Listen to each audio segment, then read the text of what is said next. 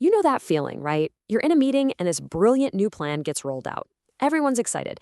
Everyone agrees it's a total game changer, only to watch it just fizzle out. It never even gets off the ground.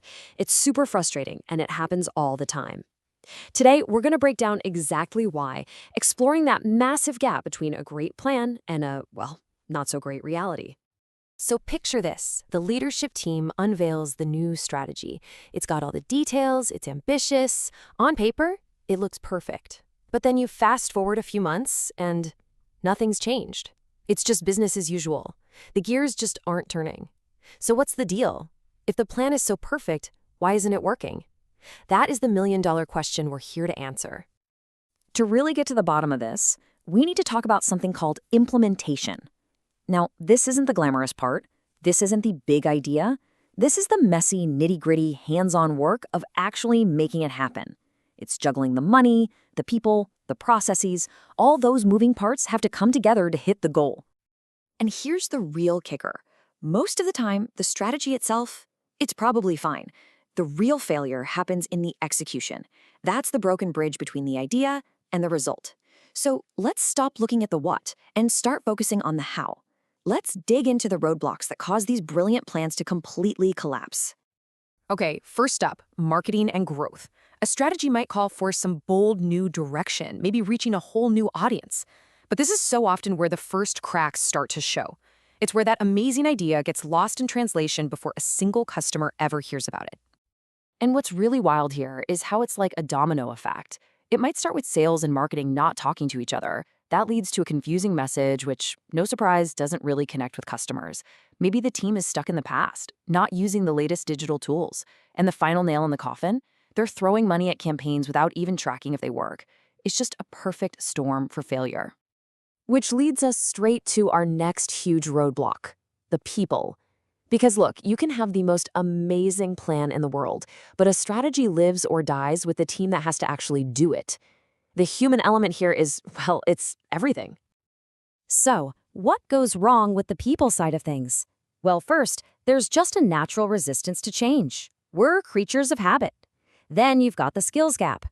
Trying to fit a square peg in a round hole when your team just isn't trained for the new work. And the glue that holds all these problems together? You guessed it, terrible communication. If your team doesn't get the why, you can't really expect them to care about the what. You know, Dr. Hivnes, a strategic management lecturer, absolutely nails it with this quote.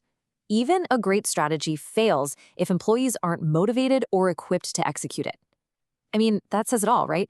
Your plan is just a piece of paper if the people who are supposed to bring it to life have been left in the dark.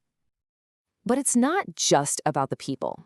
Let's talk about the hard stuff, money and machines. We're talking about the actual resources and processes that are supposed to be the backbone of your strategy. But what happens when that backbone just isn't strong enough to carry the weight of the new plan?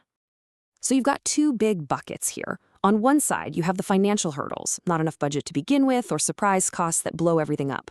And on the other side of the coin, you've got the operational breakdowns, clunky, slow processes, technology that belongs in a museum, or a supply chain that just can't keep up.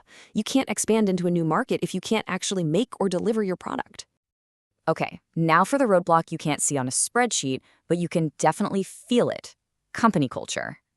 This is the invisible barrier. It's that collection of unwritten rules and shared beliefs that can either supercharge your strategy or stop it dead in its tracks. So what does a bad culture feel like? You know the vibe. It's that, but we've always done it this way attitude. It's when different departments act like they're on different planets and refuse to work together. And it's just low morale, where nobody's really engaged or excited. In an environment like that, a new strategy doesn't stand a chance. It's like the company's immune system just attacks the new idea. All right, so we've spent a lot of time diagnosing what goes wrong. It can feel a little doom and gloom, I know, but here's the good news. These are all solvable problems. So let's flip the script. Let's stop talking about the problems and start talking about the solutions. How do you actually turn these plans into results?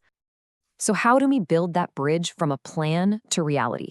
It really boils down to three absolutely critical things. First, relentless communication. And I don't mean one memo from HR. I mean an ongoing conversation, making sure every single person understands why we're doing this. Second, visible leadership.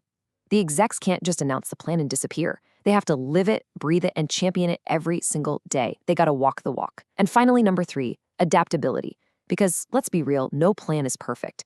You have to be willing to watch the results, learn from what's not working, and be ready to change course. These three things truly are the difference. So I'll leave you with this one last question to think about for your own workplace. Is your strategy a living, breathing roadmap that actually guides what people do every day? Or is it just a document sitting in a folder somewhere gathering digital dust? The answer to that question? Well, it tells you everything you need to know.